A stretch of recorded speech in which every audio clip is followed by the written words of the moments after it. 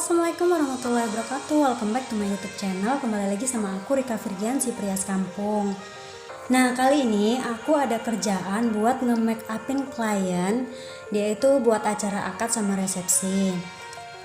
Nah, kebetulan klien aku kali ini adalah salah satu member atau reseller skincare merek BBC atau Beb White Sea.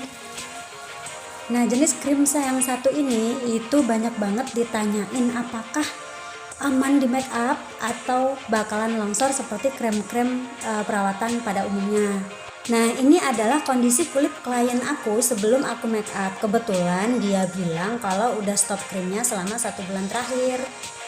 Sebelum aku make up, seperti biasa, aku lakukan pemasangan soft lensnya terlebih dahulu buat jaga-jaga kalau matanya nanti berair karena nggak biasa pakai soft lens. Kemudian sebelum mixing foundation, aku dan tim cek dulu jenis kulitnya, dan ternyata jenis kulitnya itu cenderung kombinasi. Bagian dahi dan hidung oily, sedangkan bagian bawah mata dan seluruh pipinya itu kering. Jadi kita mixing 2 jenis foundation, yaitu LT Pro Smooth Corrector Cream dengan Revlon Stay Matte yang untuk kulit kombinasi. Nah, kali ini aku agak lumayan gampang untuk membingkai alisnya karena si klien ini udah melakukan perapihan alis dan mencukur bulu alisnya itu 1 minggu sebelum hari H. Cuman kendalanya kalau kalian cukur alis dulu sebelum hari H dan udah numbuh lagi, itu bulu alis itu akan kasar dan juga kaku loh guys. Jadi buat kalian yang memang MUA-nya mau cukur alis, kamu bisa minta dicukur ulang biar lebih halus lagi. Cuman kalau misalnya kamu nemu MUA yang kayak aku yang nggak mau cukur alis, ya mau nggak mau aku harus pakai lem yang lebih kuat ya merek, dan kali ini aku pakai merek Opera. Dan juga aku nggak menggunakan concealer tapi foundation yang sekaligus aku ratakan ke kelopak mata sebagai base eyeshadow, dan kemudian setelah itu aku isi dengan eyeshadow dari paletnya Vocalour. Nah, ini aku tetap pakein dia base makeup dari Ultimato yang hijau karena sebagian besar kulitnya itu cenderung kering. Kemudian aku pakein primer dari Benefit, aku fokuskan buat di bagian dahi dan juga hidung dan sekitaran mulutnya. Untuk bagian bawah mata, aku pakaikan dia Pure Pow Pow. Kalian kalau nggak punya Pure Pow Pow bisa pakai yang Lucas Pow Pow, itu sama aja. Karena di daerah bawah matanya itu akan kering banget, jadi agar tidak creasing nantinya. Lalu ini aku beri dia highlight dalam dengan menggunakan foundation dari Dermacolor sekaligus untuk mengcover bintik-bintik hitam di bagian tulang pipi dia yang udah mulai kelihatan. Jadi aku tap-tap, aku kasih tipis banget, yang penting cuman buat mengcover bagian-bagian yang ingin aku cover dan aku tonjolkan nantinya. Jadi yang aku kasih itu bagian bawah mata, bagian dahi, bagian tulang hidung, dan juga bagian dagu. Lalu setelah itu aku aplikasikan foundation yang udah di mixing tadi secara merata dengan menggunakan kuas.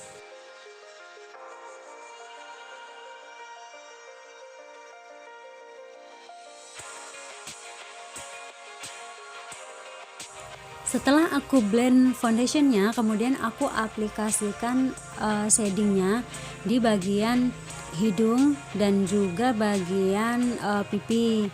Nah, untuk shading di bagian pipi, usahakan diaplikasikannya memanjang dari pelipis hingga ke pipi bagian bawah untuk memberikan efek tirus. Dan jangan lupa di blend kembali agar dia tidak kesannya tidak menggaris gitu, jadi lebih kelihatan natural. Dan setelah itu aplikasikan bedak tabur di sekitaran bagian bawah mata, dahi, dan juga bagian lain. Jangan lupa sapu-sapu kelebihan bedak yang tadi diaplikasikan. Kemudian ini dipakein shading luar, jadi bagian pipi dan juga buat highlighter bagian hidung dan juga bagian dahi. Kemudian aku aplikasikan blush on dari punyanya Ultimato yang warna coral. Cuman warnanya agak nggak kelihatan, jadi aku lanjut timpa lagi dengan blush on miliknya Madam G yang warna coral juga.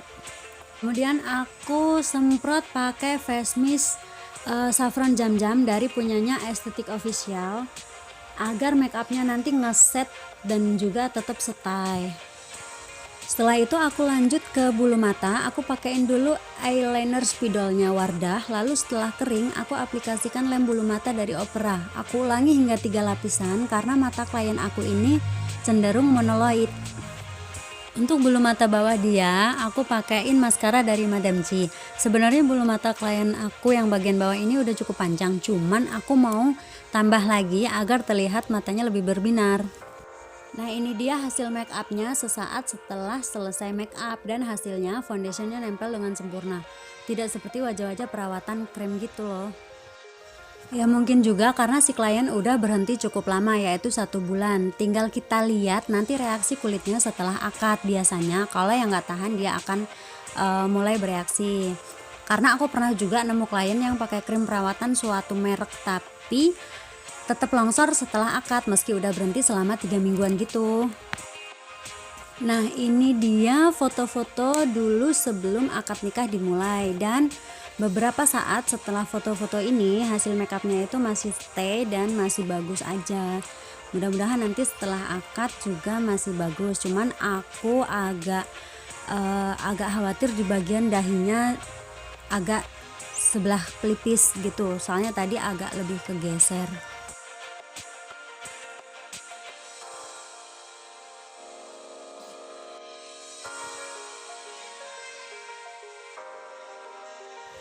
Nah, ini dia kondisi kulit wajah klien setelah akad nikah dan mendampingi tamu selama kurang lebih 4 jam. Seperti perkiraanku sebelumnya, bagian dahi dan hidung akan bereaksi, tapi aku anggap reaksi kulit klien kali ini itu nggak terlalu berlebihan. Masih bisa dibilang aman karena hanya memerlukan touch up di beberapa bagian saja. Dan kondisi seperti ini banyak dialami oleh beberapa pengantin, walaupun dia nggak pakai krem perawatan sama sekali. Karena wajar kalau bagian hidung itu lebih banyak berkeringat. Nah, jadi aku hanya perlu mengeringkan keringatnya, kemudian touch up tipis-tipis. Nah, ini dia baju kedua setelah touch up. Alhamdulillah aman, nggak geser dan juga nggak rusak gitu guys. Nah, sampai di sini dulu video aku kali ini, dan aku harap para calon pengantin dapat memperhatikan krem yang kalian pakai ya. Kalau memang kalian ragu, kalian bisa stop dulu beberapa waktu, setelah hari H nanti bisa pakai kembali. Oke, terima kasih sudah simak video ini, semoga bermanfaat ya. See you.